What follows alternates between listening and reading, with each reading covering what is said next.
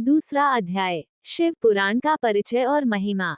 सूत जी कहते हैं, साधु महात्माओं, आपने बहुत अच्छी बात पूछी है। ये प्रश्न तीनों लोगों का हित करने वाला है। आप लोगों के स्नेहपूर्ण आग्रह पर गुरुदेव व्यास का स्मरण कर मैं समस्त पापराशियों से उद्धार करने वाले शिव पुराण की अमृत कथा का वर्णन कर रहा हूँ। ये वेदांत का सार सर्वस्व है। यही परलोक में परमार्थ को देने वाला है तथा दुष्टों का विनाश करने वाला है। इसमें भगवान शिव के उत्तम यश का वर्णन है। धर्म, अर्थ, काम और मोक्ष आदि पुरुषार्थों को देने वाला पुराण अपने प्रभाव की दृष्टि से वृद्धि तथा विस्तार को प्राप्त हो रहा है। शिव पुराण के अध्ययन से कलियुग के सभी पापों में लिप्त जीव उत्तम गति को प्राप्त होंगे। इसके उदय से ही कलियुग का उत्पात शांत हो जाएगा। शिव पुराण को वेद तुल्य माना जाएगा। इसका प्रवचन सर्वप्रथम भगवान शिव ने ही किया था। इस पुराण के 12 खंड या भेद हैं।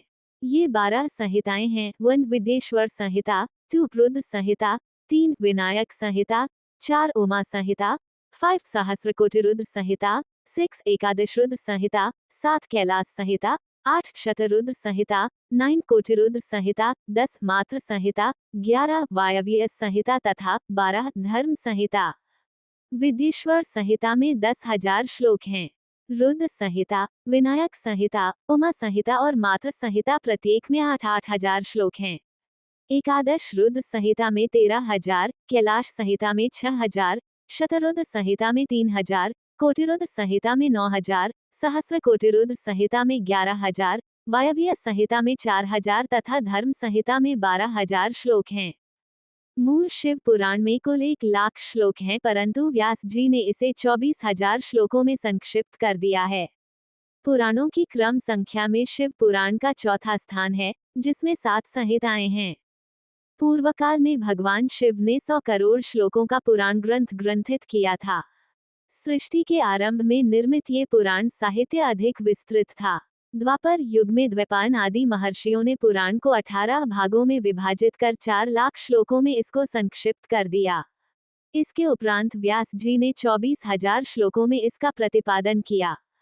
ये वेद तुल्य पुराण विदेश्वर रुद्र संहिता, शतरुद्र संहिता, कोटिरुद्र संहिता, उमा संहिता, कैलाश संहिता और वायव्य संहिता नामक 7 संहिताओं में विभाजित है।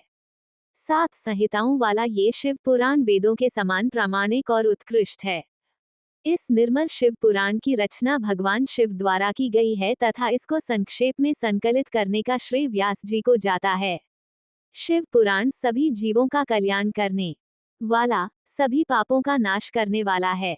यही सत्पुरुषों को कल्याण प्रदान करने वाला है। ये तुलना रहित है तथा इसमें वेद प्रतिपादित अद्वैत ज्ञान तथा निष्कपट धर्म का प्रतिपादन है। शिव पुराण श्रेष्ठ मंत्र समूहों का संकलन है तथा यही सभी के लिए शिवधाम की प्राप्ति का साधन है।